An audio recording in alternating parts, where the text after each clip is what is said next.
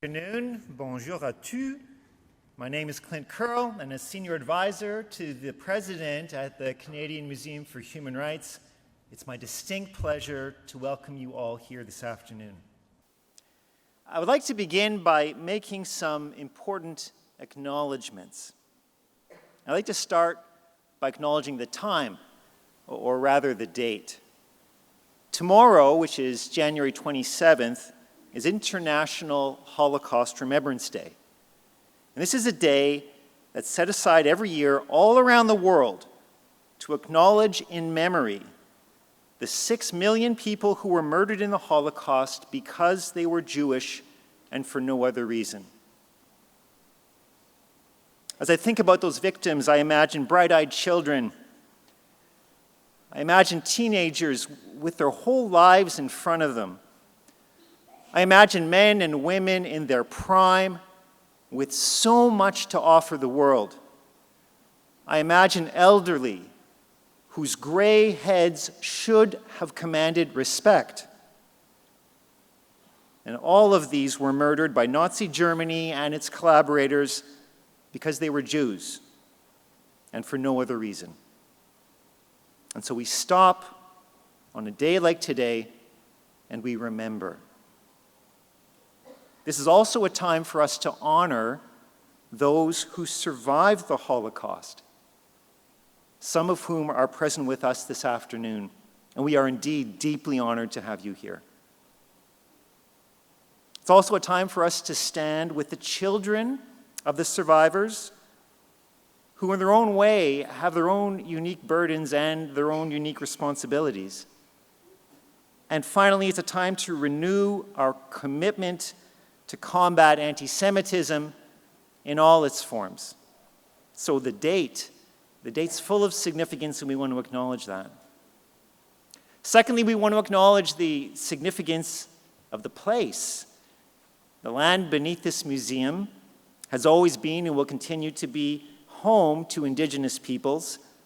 This place connects us to Indigenous ancestors who followed the waterways here to the center of the continent for dialogue and for peacemaking and for trade. And today we recognize these lands as Treaty 1 territory and the heart of the Métis homeland.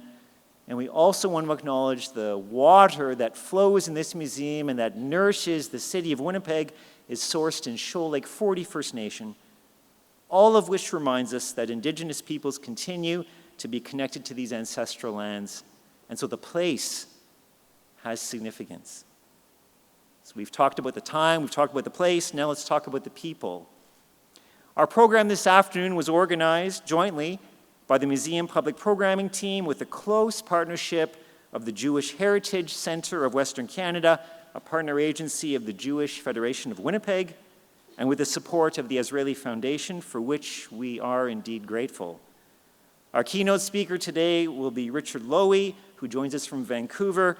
We're going to give Richard a proper introduction in due course, but I just want to acknowledge his presence here from Vancouver, along with his mother, Josie, who's also with us. And so we just want to thank you right now for joining us here this afternoon. We hope you will appreciate our warm Winnipeg welcome. We also want to acknowledge the Winnipeg Youth Chorus. We're all very proud of this local choir, which provides an opportunity for young singers to develop their musical abilities through practice and performance. To begin our program, we felt that it would be most appropriate to not begin with the history, but with the voices of our young people. We remember the Holocaust to look back and honor the victims and the survivors.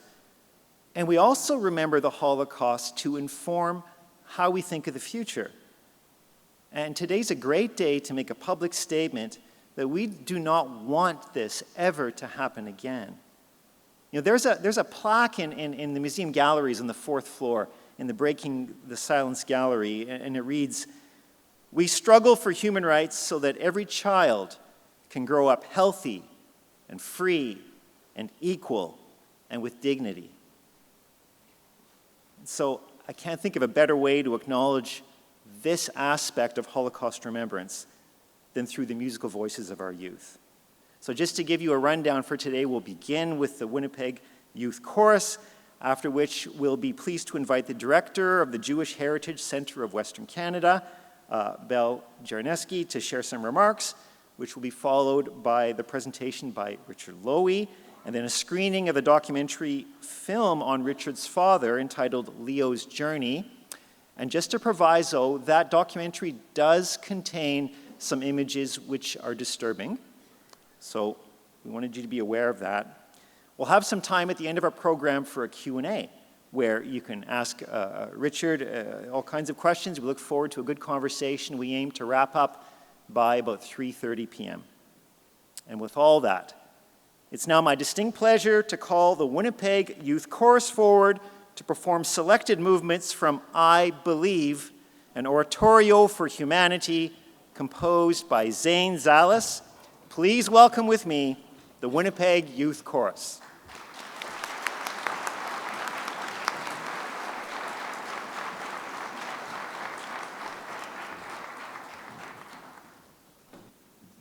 Good afternoon, everyone. My name is Garth Rempel. I'm one of the artistic directors of the Winnipeg Youth Chorus. On behalf of my wife, Lisa, and I, it's our pleasure to be here to help open this program for you. Thank you for the wonderful introduction. I just wanted to provide a little bit of context for this music. You've been told that it's from I Believe. You've been told that it's from written by a local composer, Zane Zalis. You haven't been told that he's in the room. He's just up here in the front row. So it's very cool for us to be able to, and for you guys all to be present with this public presentation of his music.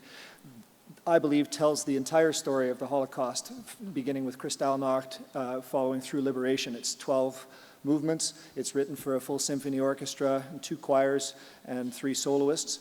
Obviously, we don't have all of that here, and we don't have time to share the entire 75-minute work with you. The 2 movements that we've chosen today are called Numbers and I Have a Name, and I'm going to read for you the program notes that Zane included with the score, just to give you a little context for this music.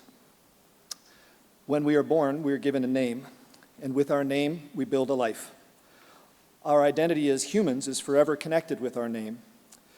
Remove names and replace them with numbers, and in so doing, we become objects, nothing more than a ledger entry in a book.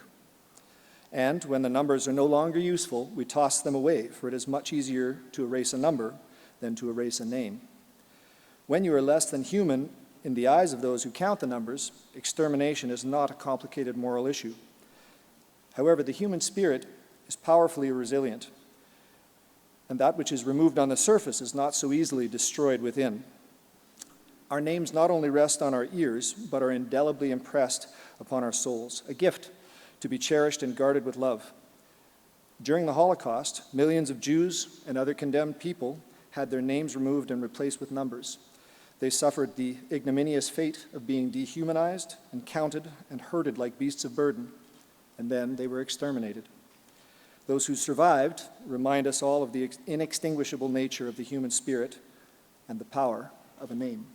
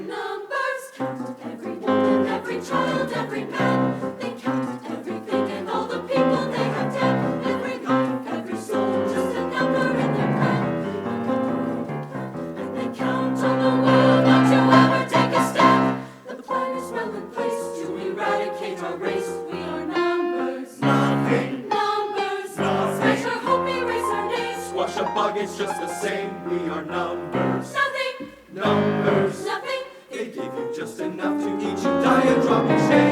If you crawl or if you're dead, they will count you anyway. It doesn't really matter Matter if we die or if we stay. Die or if we stay, 'cause we're counting countless people and our numbers grow each day. We are numbers on a page. We are columns, we are rows. We are pieces, we are things. We're forgotten, we're unknown. We are numbers. Numbers. Numbers. Numbers. We stand in line and wait and wait and wait. They count and count and count and contemplate. Who will live? Who will die? They choose a number, take a life, they let some live today. They will decide. I stand alone, nowhere to hide.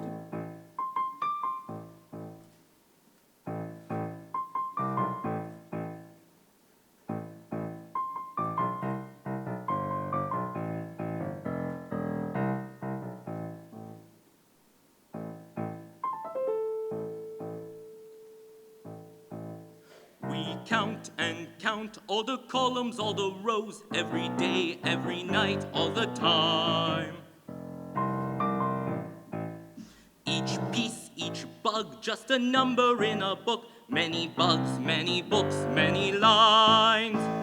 Numbers, numbers, numbers, numbers, day and night, just numbers. Not a single name in sight. Numbers, numbers, numbers, numbers, far as the eye can see. Numbers burned from memory.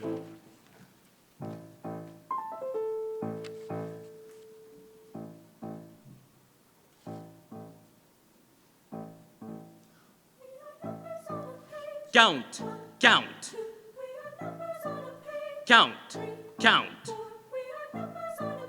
count, count, count, count, count. We count and count all the columns, all the rows. We count and count all the columns, all the rows. Every day, every night. We count and count all the columns, all the rows. Every day, every night. We count and count all the columns, all the rows. We count and count all the numbers. Nothing more to me.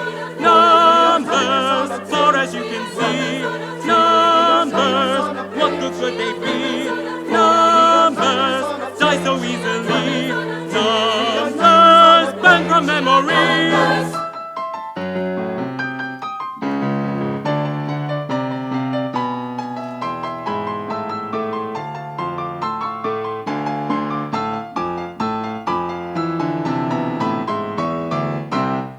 Numbers, numbers, day and night, just numbers. Not a single name in sight. Numbers, numbers, far as the eye can see. One less number, 1, 2, 3. We are numbers on a page. 1, 2. We are numbers on a page. 3. We are numbers on a page.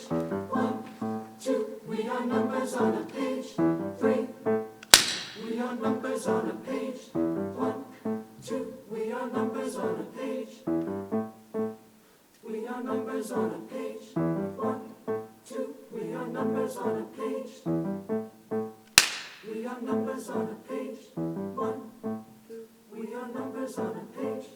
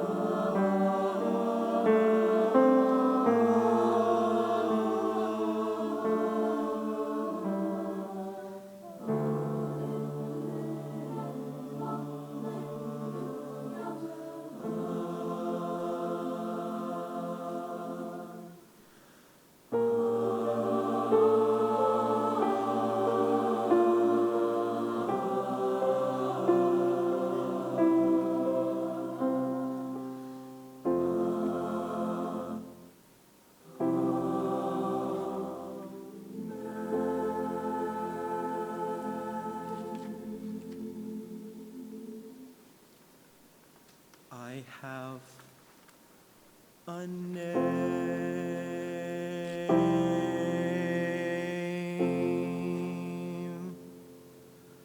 I have a name,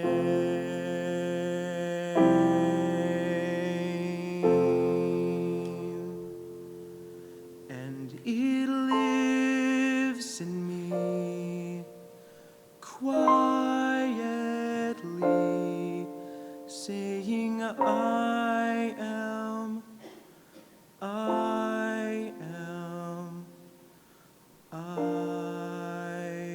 believe. I have a name.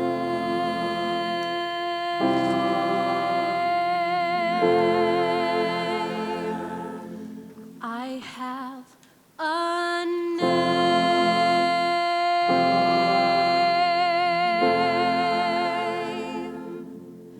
You can wear me down, take my life, but you will never, oh never, take away my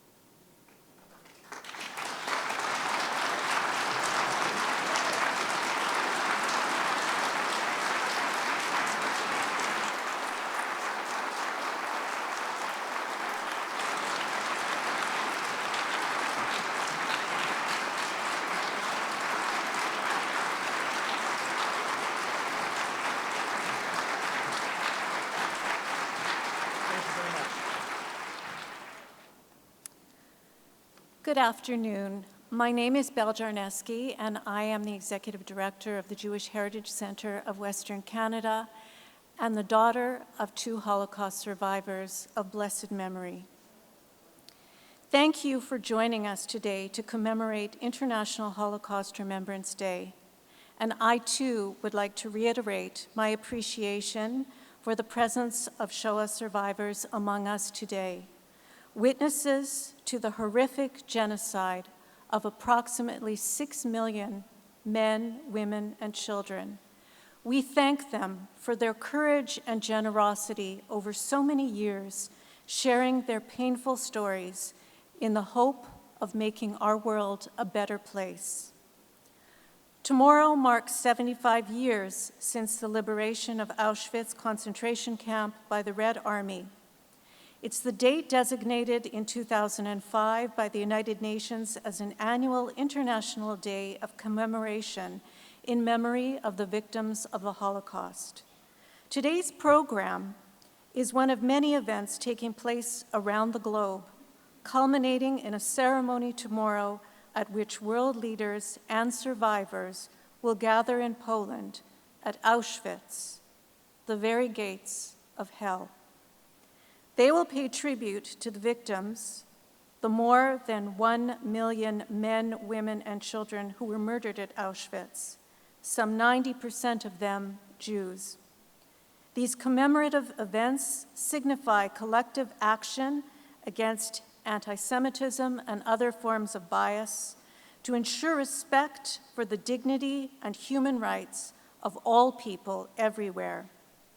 They encourage awareness and remind the world of the threat posed to us all when genocide and crimes against humanity are allowed to occur. Sadly, 75 years since the liberation, we are seeing a shocking resurgence of hate, of anti-Semitism, violent anti-Semitism, even in countries which Jews had always viewed as a safe haven.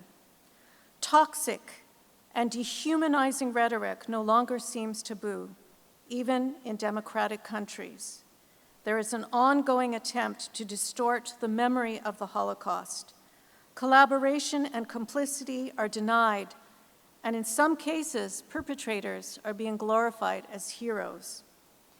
As the number of survivors among us diminishes day by day, it is imperative that we redouble our efforts to counter the trivialization and distortion of this tragic chapter in the history of humanity.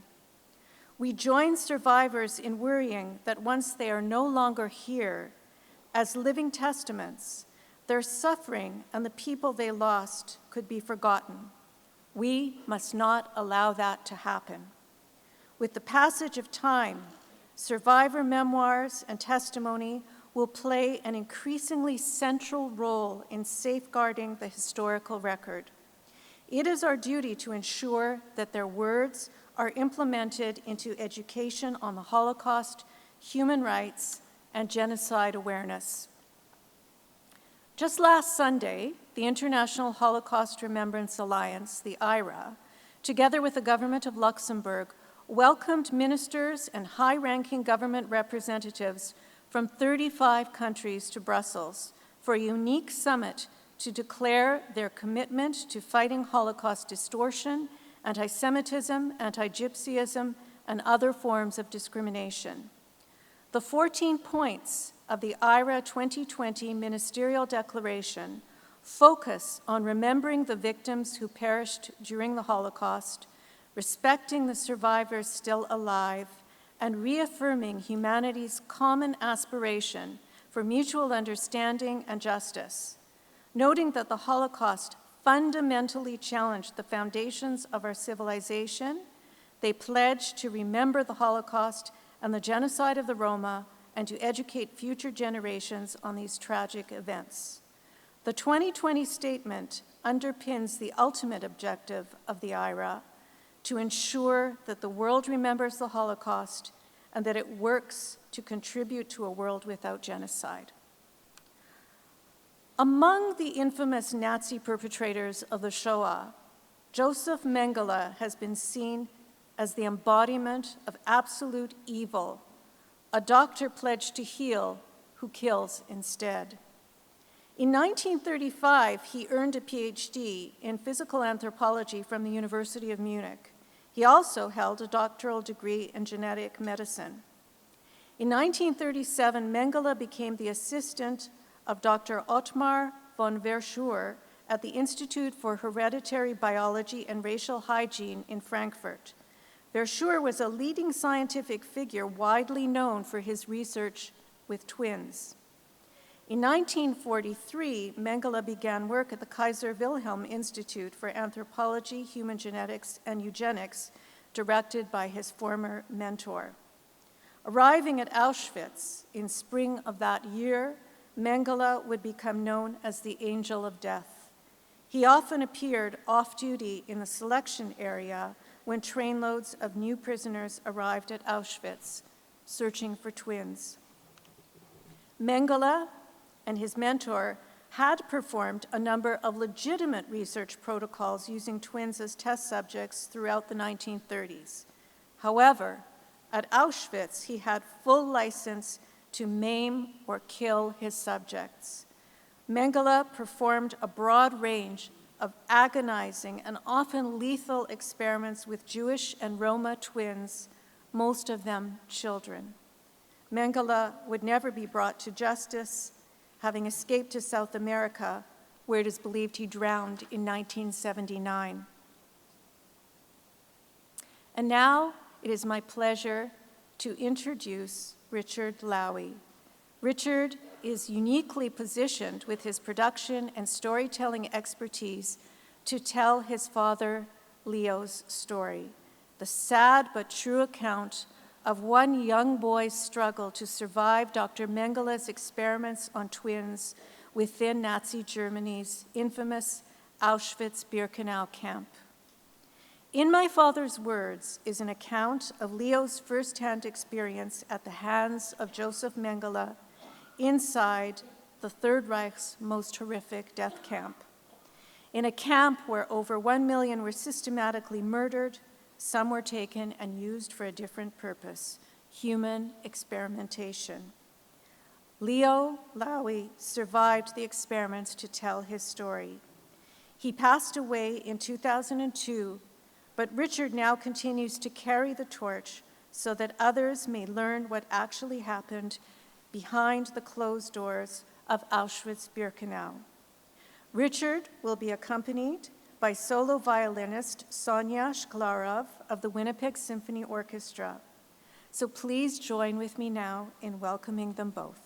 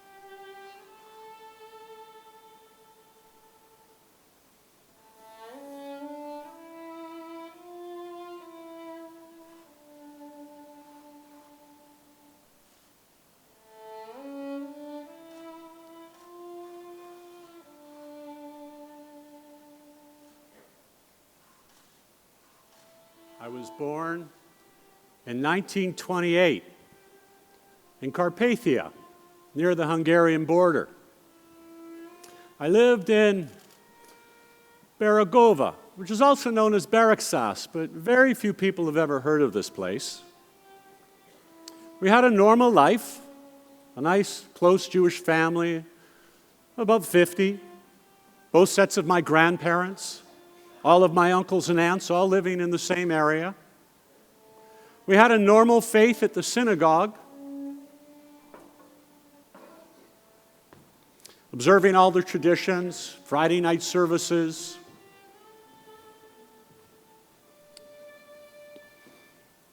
I had 5 sisters, myself and my parents.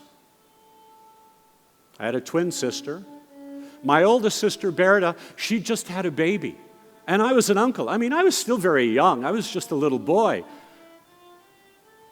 I was still in Hebrew school, and Berta would come over on the weekends, and we would reminisce about our past. And I was still very young, though.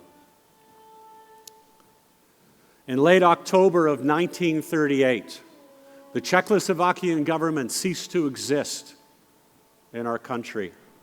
I was in Czech school at the time, and the Hungarian regime came in, and I started getting Hungarian schooling.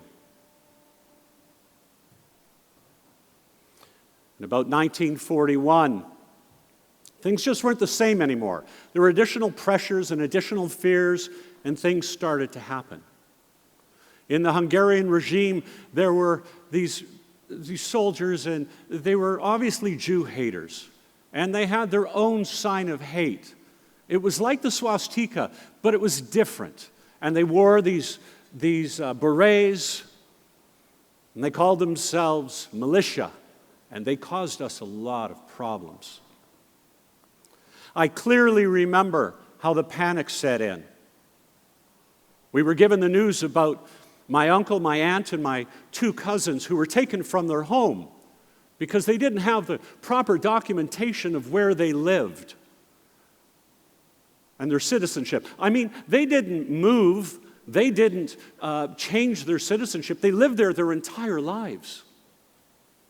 And news had filtered out that they were executed, which we couldn't believe to be normal or human.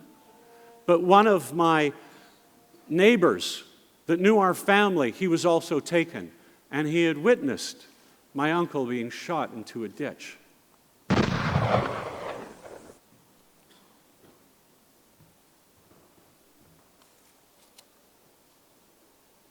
I had 3 years of living under the Hungarian regime. I was 13 years old, and my family started getting affected.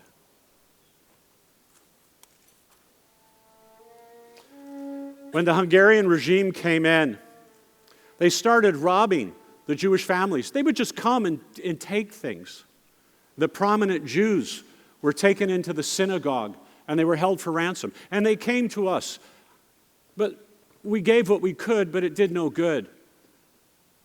And then, after we had raised all the money that we could give, they came and they took us. We were taken to the brick factory. We were rounded up. We were in the brick factory for about 8 to 10 days, and then they transported us on cattle cars, which at the time seemed like an endless trip from my hometown. I'd never left Baragova since the time I was born until I was taken in 1944. We were not told where we were going. We were taken. We were just thrown into these cattle cars, 100 or more, with very little food. There were no facilities of any kind. And they slammed the door. And we rolled on for days and nights to this destination.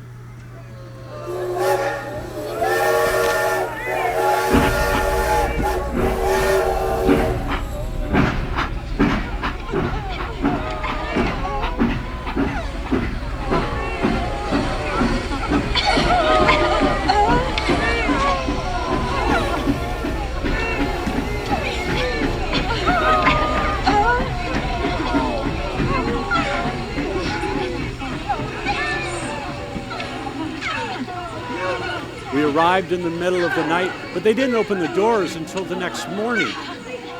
And when we got down, we could barely move. I mean, we were in these trains and these cars for 3 days, and they crammed us into corners. You couldn't move, and the people were crying, and the smell.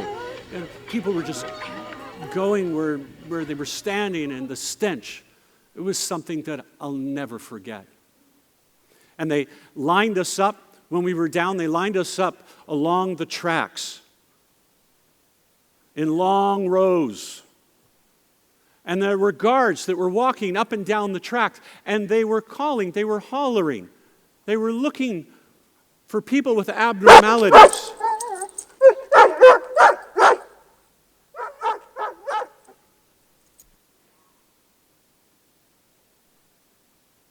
Zwillinger, Zwillinger. They were looking for twins. And in all the commotion and all of the panic and the chaos that was going on, my parents never realized I was a twin with my sister. Maybe it was the fear, but they never gave out that they had twins.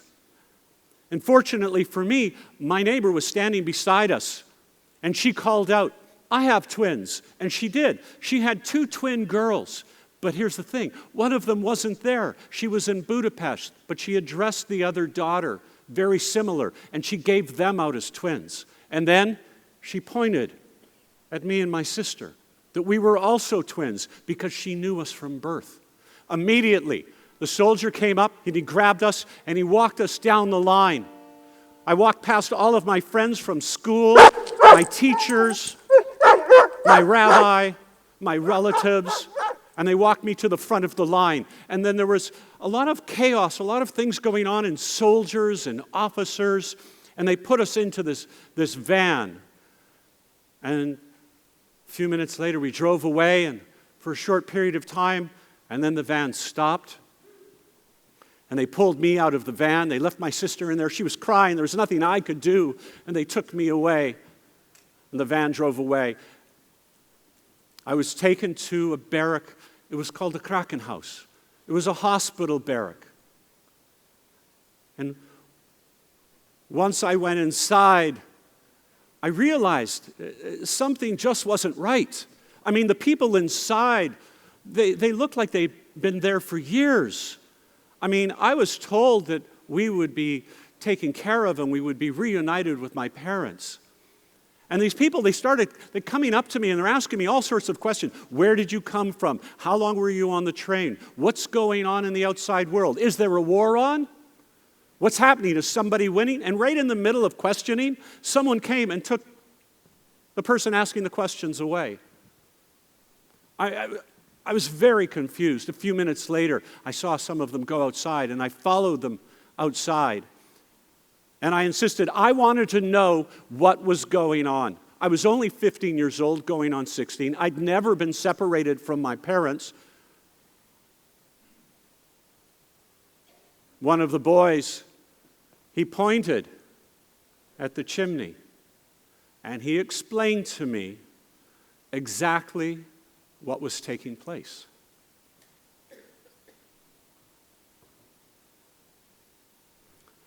My parents, my sister, my nephew, in this place called Auschwitz. I had to keep the secret from my sister and not tell her. I had to try and protect her. But for the entire duration of the time that I was inside Auschwitz, I couldn't take my eyes off of those chimneys. The following day, I was taken right away in the morning to a different place, and I was visited by a Dr. Mengele, who at the time they called him Dr. Death. I mean, I don't know why, they didn't explain to me, but the other people, the inmates, this is what they called him. At least when they were talking to me, that's what they called him. And I recognized him. He was the man that was at the front of the line. When we were going by, when they were taking me to the van, and I'd seen him, and he was the one with the cane. And there was a lot of commotion going on. And he was doing things, and I don't know what the purpose of it was, but it looked to me like he was separating people from people.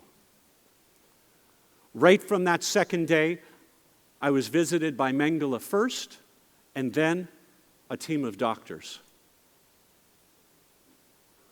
that numbered many, very many.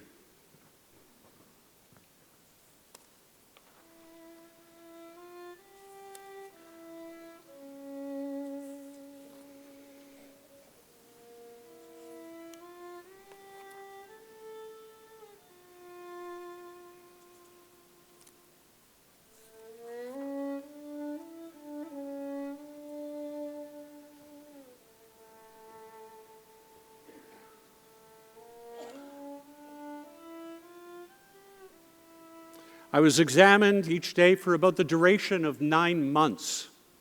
that I was in the camps, day after day by a different doctor.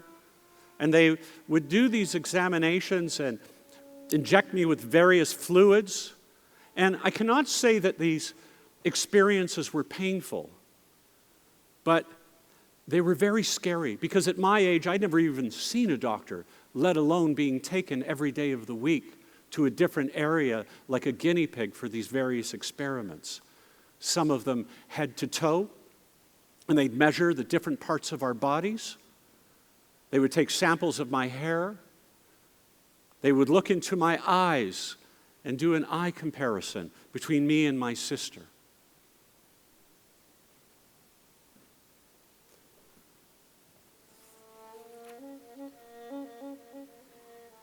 The only thing that seemed routine were the blood samples. And they would do these before the needle and then after the needle. And then in between, they would do the injections. And these they would do all over my body, in my buttocks, in my fingers, in my forearms, in my spine, in my rib cage. And then they would do the blood samples.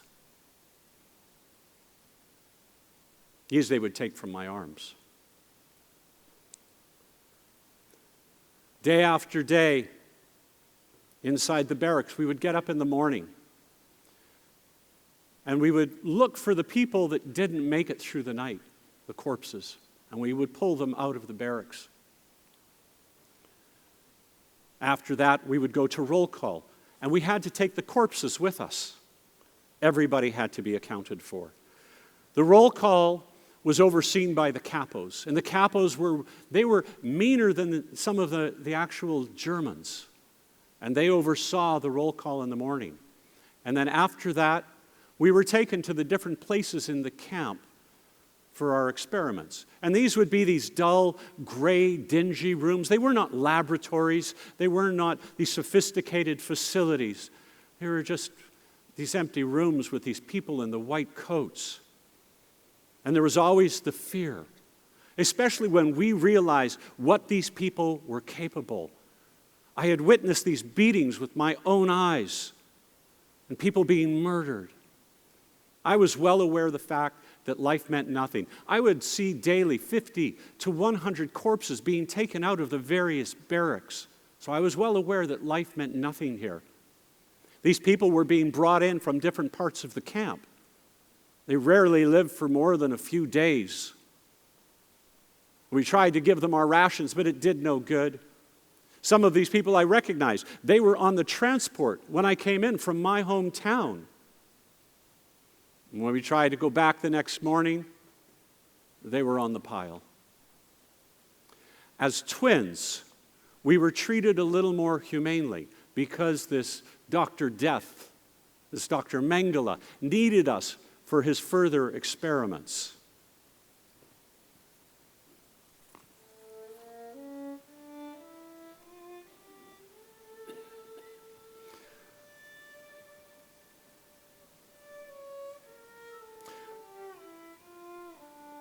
We had this feeling, based on what was happening, that these were leading to internal experiments, whereby they would take myself and my sister, and they would do an experiment on us, and they do an autopsy and open us up to compare the internal parts of our bodies to achieve whatever it is that they wanted to achieve. I had seen this one young male who was castrated as part of the experiments, and it was so scary. It was this disgusting sight, and I realized that I was part of this program. I couldn't get it out of my mind, seeing the sight of his wound and the operation of what they had done to him.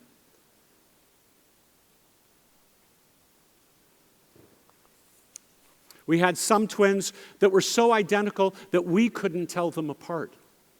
All these people with abnormalities. There was this one family of 35 people, and within that family, there were 7 dwarves. 5 females and 2 males. And these people were married to normal, regular-sized people, and they were wonderful people that we saw in the barracks, etc. And they had children, and the children were normal height, and the German doctors were very interested in them. and they would take their children away, and they never came back. We had this one very, very short person that was in the barracks, and he was an artist, and he would draw illustrations of what was going on around the camps and what he had experienced. And they would hide them in the floorboards or underneath the barracks or in the walls, that hopefully one day somebody might come and find these drawings so they might learn of what happened.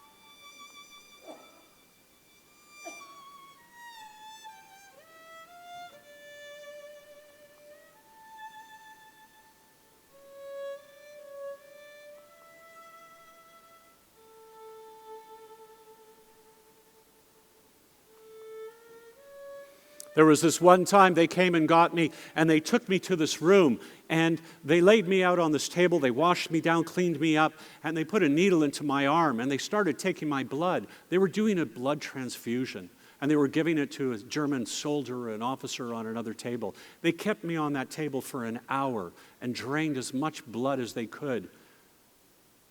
Then after, they carried me out because I was so weak, and they took me back to the barracks, and they just dropped me off in the barrack. I was so weak I had to crawl. I didn't know when the day would be that they would bring me back and I would have a limb missing, or they had done something to me or an operation, and that would be it. I remember this one incident. It was in late November or early December of 1944, where we all started to panic, thinking the end might be near. Things started to happen more quickly. There was something that was happening, and we had an early morning roll call. We all had to be ready, up early. Normally they'd have the capos there in the morning, and this time they had German officers and soldiers. We all started saying our goodbyes because we didn't know what was going to happen next. And these vans showed up, and they put us in these vans, and they drove us away. We drove a little longer this time, and we ended up in what seemed to be a more sophisticated facility.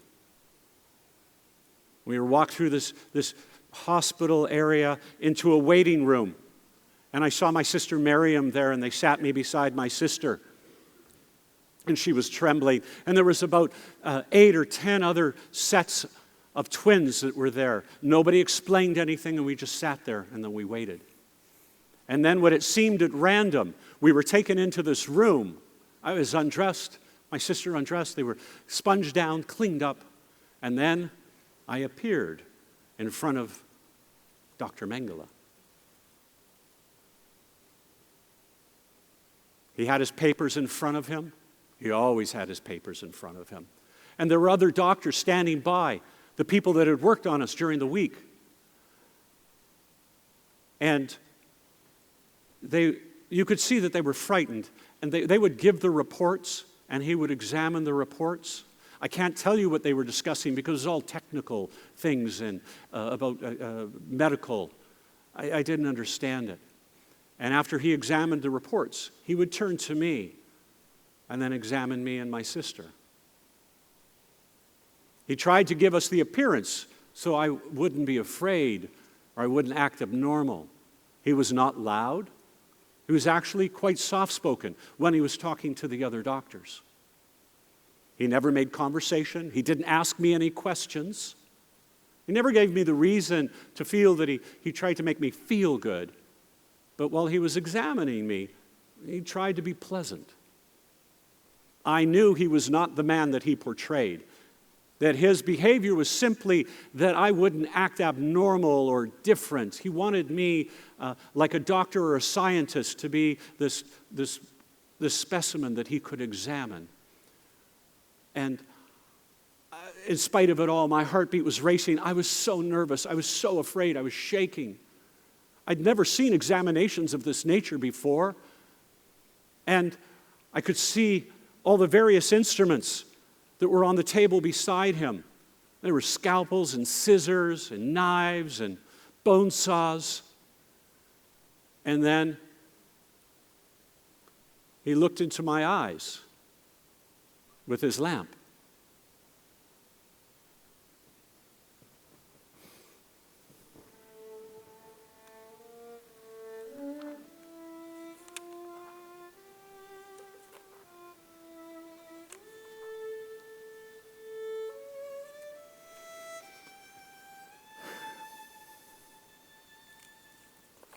Whether it was the fear, whether it was the drugs, what they injected in me, I never felt normal. I was always weakened. I was always apprehensive and scared as they were doing these things to me. I realize now why they called him Dr. Death. He was the man that was in the front of the line. When the thousands of people were coming through, he was inspecting them, and he would decide who would live or who would die. And so when I stood in front of him and realized who this person was, I was so frightened. You can't imagine the feeling of just standing there.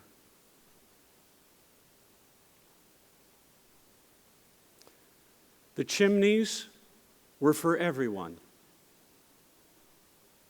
But we as a group, he had other things in mind for us.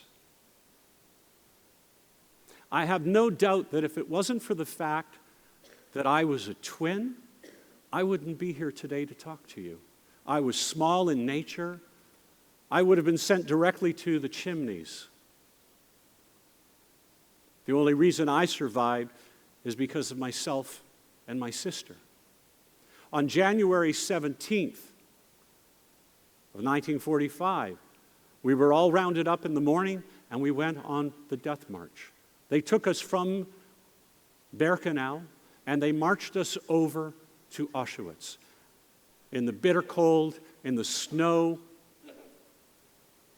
I realized that when we entered into Auschwitz, there's no way that I could survive the rest of this march.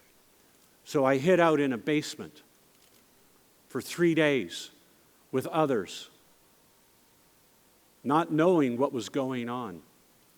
This is how I survived.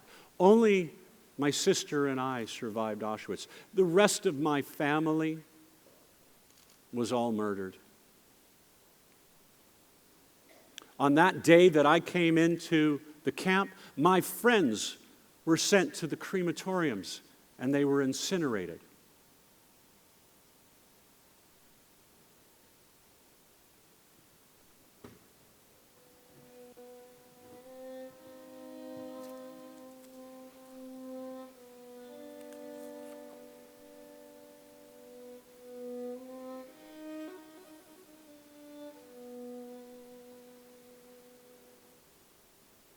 From what I understand, there are a few sets of twins that will hear me out, and they will tell their stories. Possibly what happened to me may be more horrible what happened to them. This presentation that I've just given you was taken from a 1985 interview with my father in the U.S. Holocaust Museum down in Washington, where he gave a word-for-word account of his life from birth to liberation. After the war, my dad made his way to Canada. 1948, and on the Ní Helas. And I want to tell you all a very quick little interesting story. So I've been invited here to speak at the Canadian Museum for Human Rights, and thank you for that. And I have a friend of mine who, a Jewish friend that I met through boating 4, 5, 6 years ago, a long time ago. And he says, well, you're in Winnipeg, my family's there. He says, you know, they want to come and see the presentation. I said, sure. And they said, oh, I got in touch with him. He said, "Oh, would you like to come over for a Shabbos dinner?" I said, "Sure, we'd love to come over for Shabbos dinner." We went over Shabbos dinner. And we're having the discussions, and they're talking about what's going on, what happened with my family, etc. And they said, when did your father come to Canada? And I said, "Oh, March 1948. And they said, "Really? What was the name of the ship?" I said, "The Nihilis." He says, "Our grandfather was on that ship. The same boat. They're here today." The strange things that happen in life. So, Dad came over on the ship, made his way to Vancouver, and he started a men's clothing store in Vancouver. And he had a family. I'm the cute one in the middle. And when I got older, I wanted to know more about his story because we never had Holocaust education. We didn't have that growing up in our schools. So I convinced Dad after my Auntie Miriam passed away, because he would never talk about it while she was alive.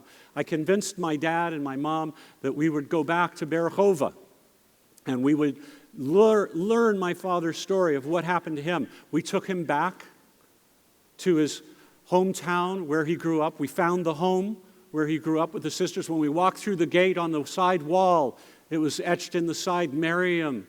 Her name was etched in the wall by a little well that they had in the backyard. And then we went to Auschwitz. And we walked these same areas that Dad would be walked, where he was taken for his experiments or where he believed because he didn't know. And we stood on the crematorium where his mother and father and his sister and his nephew had perished. And we made the film called Leo's Journey, which we would now like to present for you. In 2002, we had a broadcast deal in Canada, parts of Europe, and in Israel. And when the film showed in Israel, this phone rang in this small apartment in Tel Aviv, and this lady answered the phone in the kitchen. And she calls to her husband. She says, "It's your sister on the line." She says, "There's a documentary about the Mengele twins on TV." And he yells back, "I don't need to see it. I was there." He was a Mengele twin. But out of curiosity, he turns the channel.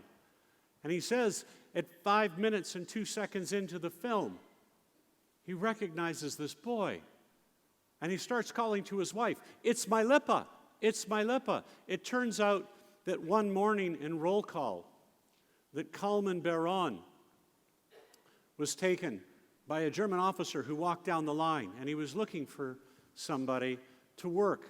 And then he walked down farther down the line, and he picked out another boy by the name of Lipa. He would never have found Lipa because Lipa was a name given to my dad by his grandfather. My father's name was Leopold, and my grandfather just called him Lipa. Kalman went to the Washington Museum in Washington, D.C. He was in Yad Vashem. He spent 56 years trying to find this boy. In 2002, we reunited them.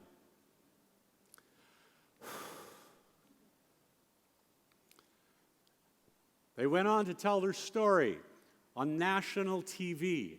They spent 12 minutes on CTV National News telling their story so people might learn about what happened to them. Imagine the conversations that they must have had together where somebody says, "Yes, this happened to me, this happened to you.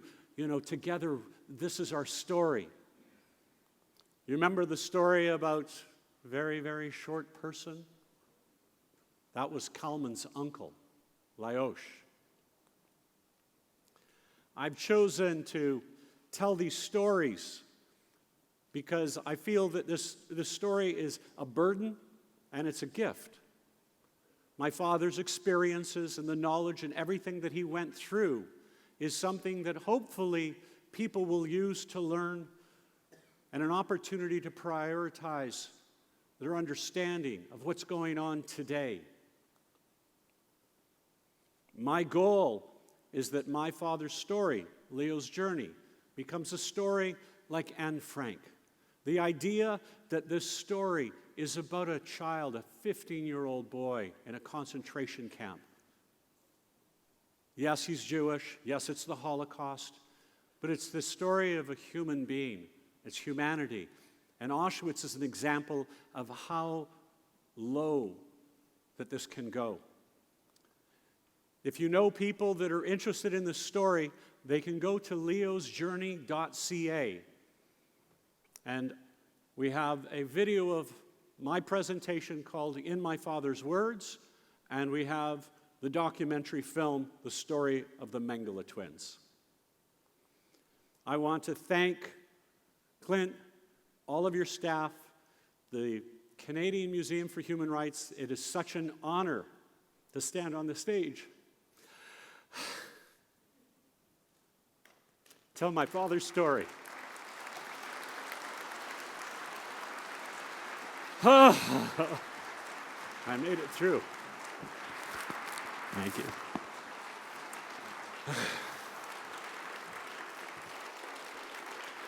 Thank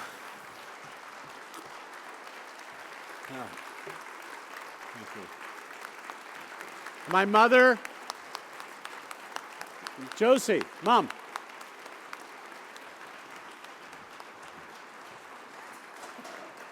Yes, come.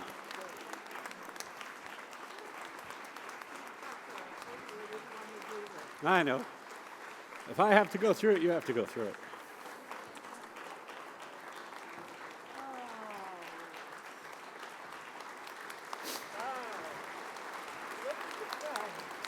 Can you believe it? And amazing, huh? Thank you. All I've got to say, I really didn't want to come up and say anything, The microphone. but my voice carries. You remember I had 3 sons. And when I look out into this mass of people that showed up today, it's incredible that people are still interested in what happened so many years ago. And my husband was one of the luckiest ones, because from the time he came to Canada, he had the best life anyone would ever wish for. And I thank you all for keeping this alive, and I thank my son that I'm so impressed.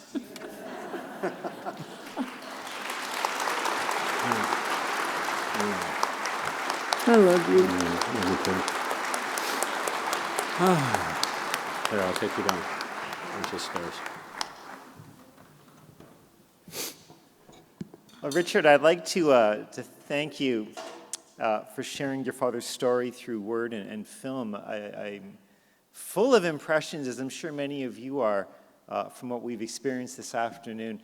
We do have a couple of minutes left. If there were any questions from the audience, my colleagues Angeliki and Yeshila are here with microphones, so if you have a question, just raise your hand and wait for the microphone to be brought to you. I see a question over here on this row.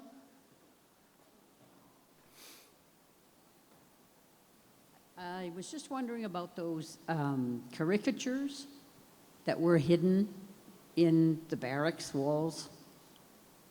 Were they ever found again? The illustrations?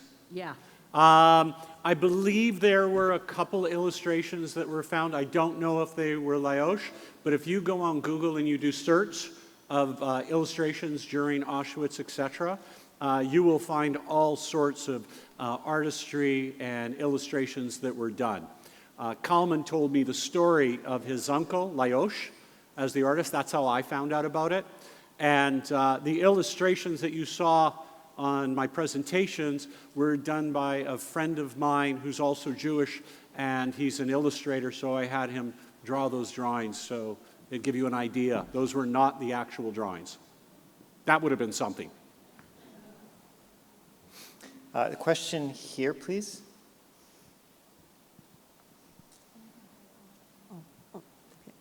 Did they not know that fraternal twins are genetically no different than regular brothers and sisters?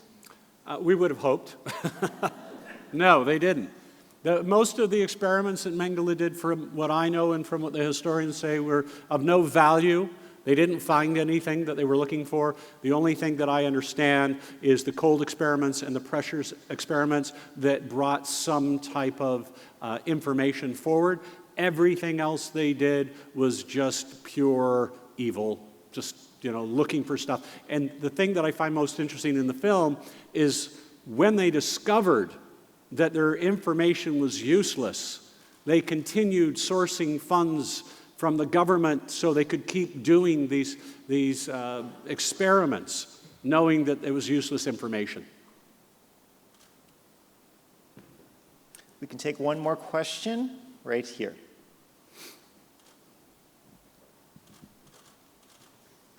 I'm a Holocaust survivor myself, and I have 3 sons, as you are, one of 3. And my question to you is, I feel that I'm leaving a legacy for my sons and my 2 grandsons that I'm very agonized about, whether I'm leaving them boulders to carry, which will be difficult for the rest of their lives, or I'm leaving them a Magen David, a shield, so they can shield themselves and their children from such atrocities ever happening again. I would like to know how it impacted your life. Thank you. Good question. It's had a huge impact on my life. I mean, I wanted to be a rock star. I wanted to play my music. I wanted to just go and sing songs and sit on a beach and enjoy life. And what's happening today, my personal feeling is that I feel that I can tell a story that will help make a difference. It hasn't affected me. My father was a very funny guy. He always had the humor. He always had the jokes. And so he lived a life full of humor, and he had, as my mom said, a great life. He had these moments of times where he would wake up with some nightmares and sweats, etc. But for the most part, he lived a good life. For me, in doing this presentation, it does take a little bit of a toll, but I feel the honor of being able to share a story and to know what my heritage is. But day to day, I do not walk around thinking, oh my God, and oh, I've suffered, and oh, this. It didn't happen. What happened to you, it didn't happen to me. And I think every child's, how you talk to the children is different. You have to look at their personalities and how they might be affected. But for myself, I still play my music and I do parties and go out and life is good. And unfortunately, I've not received any hatred or racism myself, but I've seen what's been going on in the world. And it's not just the Jews, it's the Islamophobia and the LGBTQ and, just people who are different. We're all immigrants. Unless you're First Nations, we're a land of immigrants, and hopefully the story is that we should all be getting along together. We should all live together, and that's a message that I'm honored to present.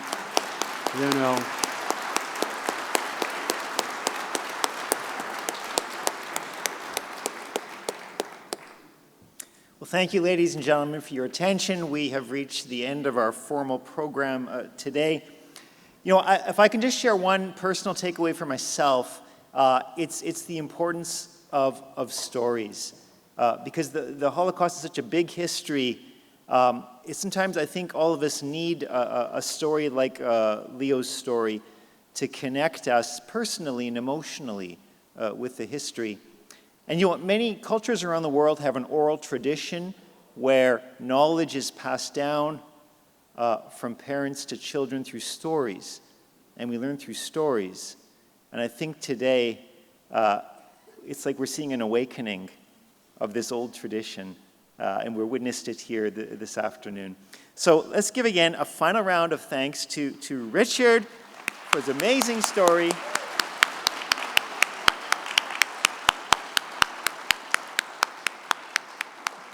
Would also like to acknowledge the amazing violin playing, Sofia Shklarov. It added so much. Let's not forget the Winnipeg Youth Chorus. What a wonderful start.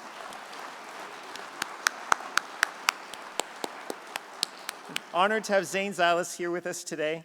Also like to thank Bel Jarneski, the Jewish Heritage Center of Western Canada, again an amazing partner with us, the Jewish Federation of Winnipeg, the Azrieli Foundation for their generous support. So thank you very much, ladies and gentlemen. Thank you for your attention, the seriousness that you came today.